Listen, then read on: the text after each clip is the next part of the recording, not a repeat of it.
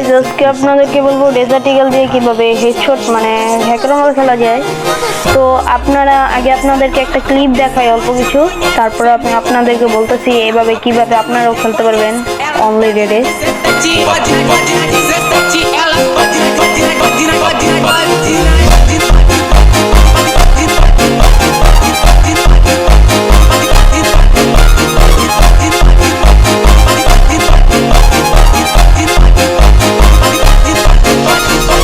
তো গাইজ এখন আমি বলে দেব কিভাবে হ্যাকার লেভেলের এইভাবে খেলা যায়।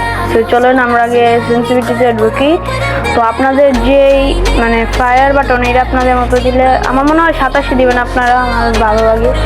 আর যদি বলা হয় স্নাইপার স্কোপ এটা হচ্ছে আপনাদের 165 দেওয়া হবে, 165। তারপর হচ্ছে 4 স্কোপ এটা যেমন AK-47 অনেক কিছুতে আছে, তো এটা আপনারা দিবেন হচ্ছে 187।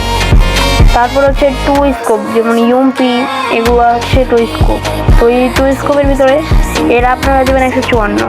আর যেটা হচ্ছে রেড ডট এটা আপনারা আপনাদের মন মতো দিবেন, এটা কোনো কাজের না। আর যেটা জেনারেল এতক্ষণ পর্যন্ত আপনারা দেখতে এসছেন পুরোটা দেখছেন, তো আমি বলবো জেনারেল থাকবে হচ্ছে 192। আর এটা থাকতে হবে ডিফল্ট না, উচ্চ থাকতে হবে। তো আজকের জন্য এতটুকুই।